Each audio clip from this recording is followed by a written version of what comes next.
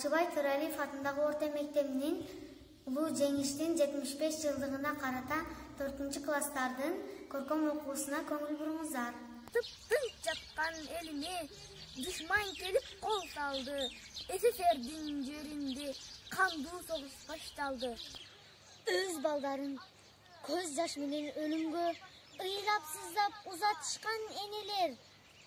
Курман болду, баатыр болду нечендер. Жашасын деп бизди ушул күндөрдө кан согушка апалар да барышкан, өмүрлөрүн тобо келге салышкан, жолборс жүрөк баатырлардын жарааттарын тагышкан. Танк алдына тайманбастан барышкан, эл жер үчүн душман менен алышты.